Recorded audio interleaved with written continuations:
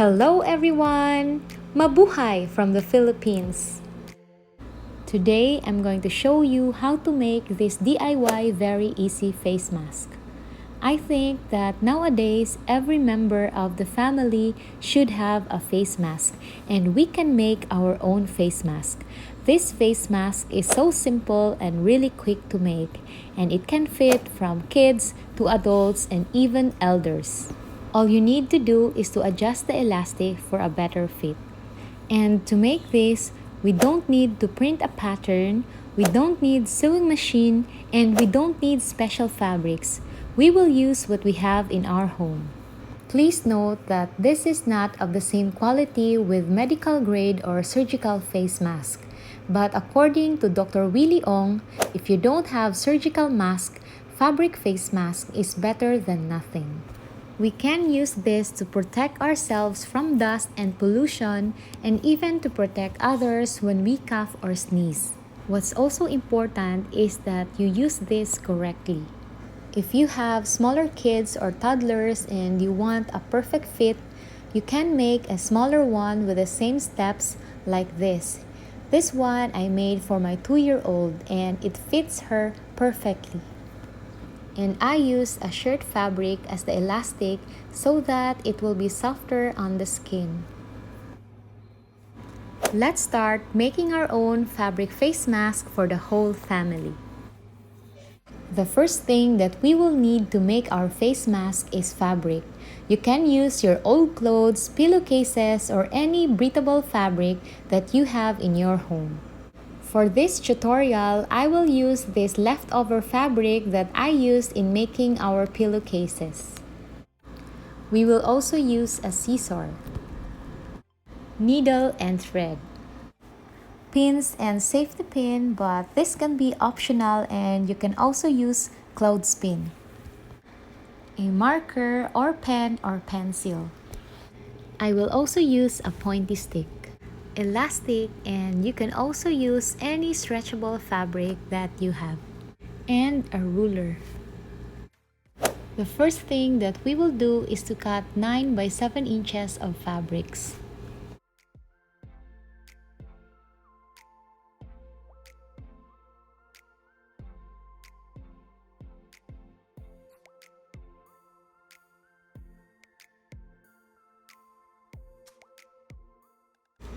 I cut that into 2 and now I have 2 pieces of 9 by 7 inches of fabrics.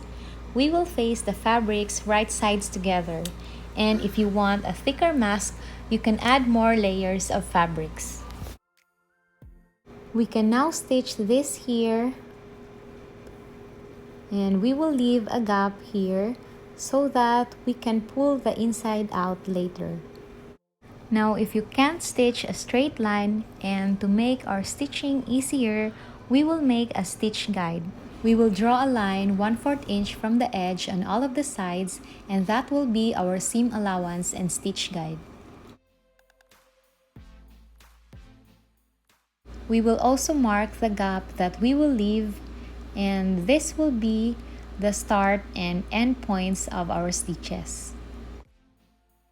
Before we start sewing, we will pin our fabrics together so that they won't slip when we stitch. And if you don't have pins, you can also use your hanging clothespin to secure the fabrics, just like this. I will now continue pinning my fabrics.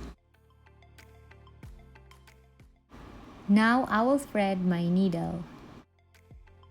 This is how I do it. I insert the thread to the eye of the needle, pull and get a thread, and at the end, I will create a double loop to lock it. This is now ready to stitch. I will just do a running stitch, but for the start, I will also make a back stitch to secure our first stitches.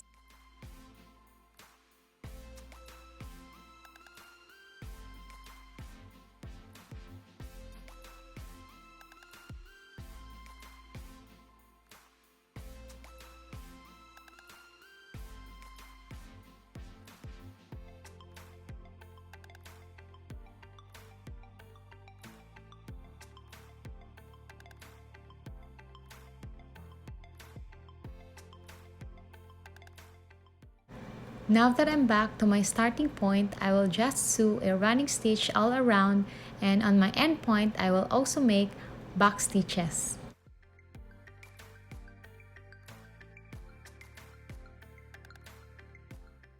Every time I pull a thread, I will also straighten the fabric so that there will be no waves or creases.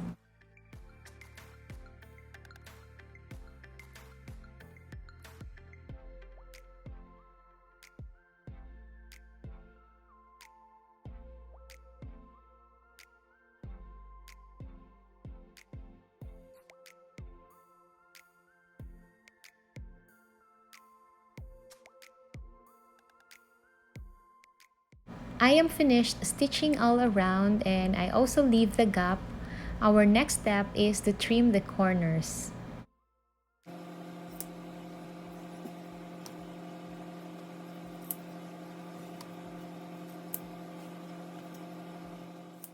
Now that we finished trimming the corners, we will turn this inside out. Using my finger, I will press or stick this corner out into the opening and pull.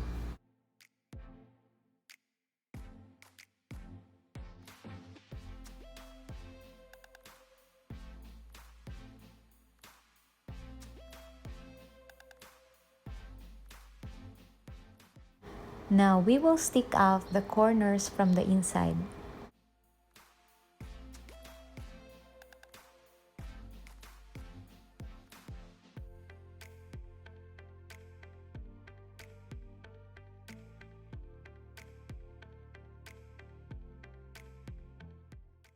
You can now iron this to press the fabric, or we can use our fingers to press this. You can pick out the edges or roll it with your fingers and then press it with your thumb. Another option is to stick out the edges from the inside and roll your marker or pencil to press the fabric or our mask. Now we are ready to make the casings of our elastic. We will fold 1/2 inch at the sides and we will stitch this, and this will be our elastic casing.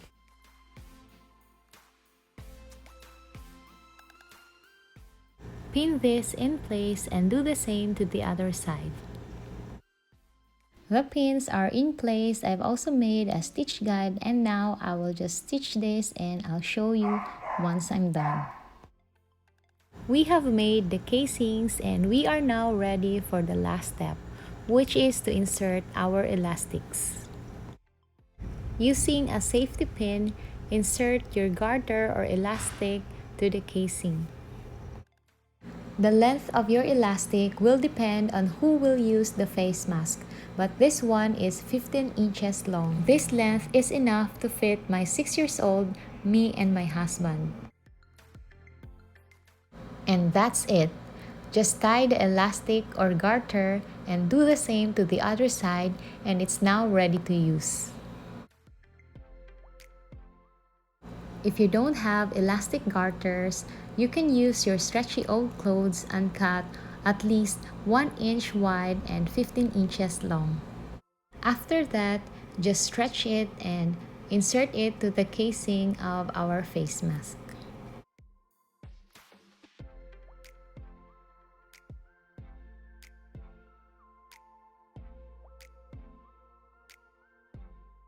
And we have made our own fabric face mask.